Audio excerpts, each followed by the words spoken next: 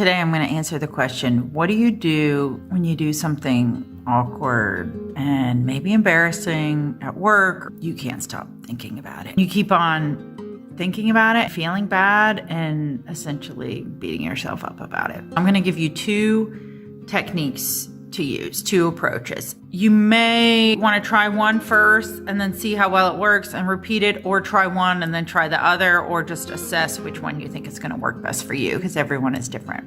The first thing when this type of situation is going on is you're a bit caught in this loop in the broadest way of judging yourself for an action that you made and feeling like you should have known better in that instance, or who knows what the self-talk is. But it's criticism, and it's not kind, loving, compassionate self-talk. It's unkind self-talk. Unfortunately, the more you replay it in your mind in this circle, the more it's you're hardwiring it into your system to keep on replaying it and ruminating about it, obsessing about it, even though it doesn't make you feel good. We want to break that cycle. And even just noticing that you're doing it is sometimes the first part of breaking this cycle.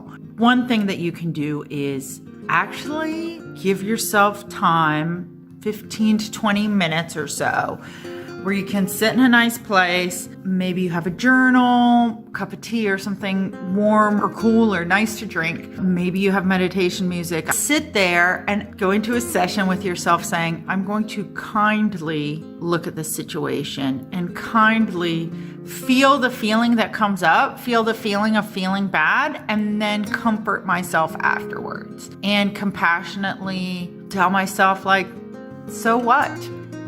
What's the worst that's going to happen now?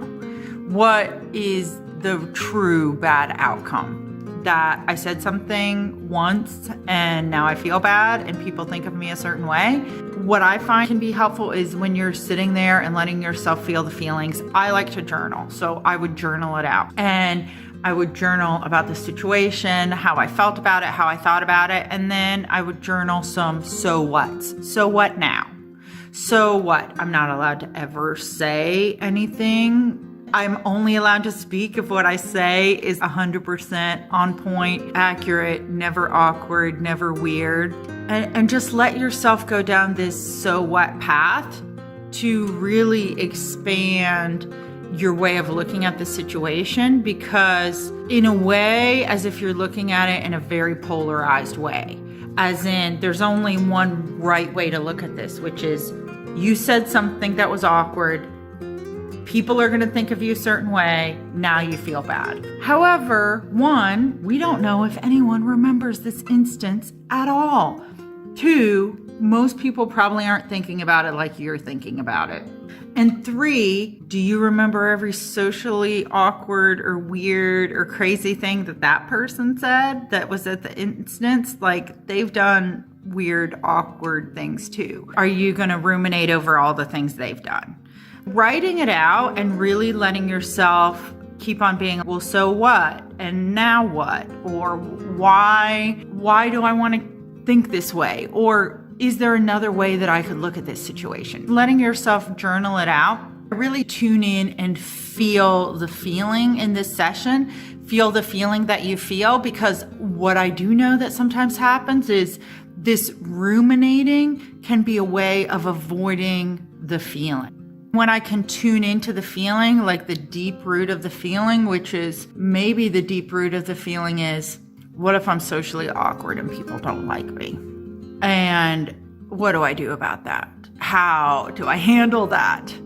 This could be the fear that you don't want to face, the thought or the belief that makes you uncomfortable, but you're secretly worried it's true, and your brain just wants to ping pong, ping pong, ping pong. And this ping pong, I mean, your brain doesn't, or your emotions, or you don't want to actually feel that emotion or listen to it or look at it.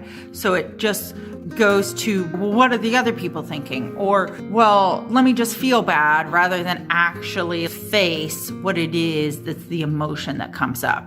So this is approach number one. It's a little bit more involved, but it's super great at getting to the root of the issue if you really want to, because what it does is, if you can find the emotion and or the belief that's all at the root of this, that situation loses its power because you tune in and you find out, oh, this is actually what's going on. And the second thing is, which is maybe simpler, but might or might not get to the root of it, is if you were an outside party and a friend told you that this happened to them, how would you talk to them about it?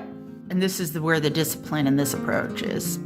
So now you have to take the advice that you would give another friend and you have to apply that. So you want to, again, give yourself some time and truly think, what would I tell a friend? What would I tell my kid if my kid was in this situation? Like, how would I actually treat it? What would I say to them? What would I answer? And it might even help to write it down and then really tune into, I have to take my own advice then. So whatever you would say, you have to apply that to yourself. There's no like, well, that's nice. And yeah, that's what I would tell my kid, but I won't actually do that for me. None of that. No, you actually have to take your own advice or whatever it is that you say. This can be really effective. It can break this loop, and it depends on you being honest enough with yourself that you're like, okay, what I would tell them and hope they took to heart and hope that they deal with is what I'm actually going to do now. I hope this is helpful.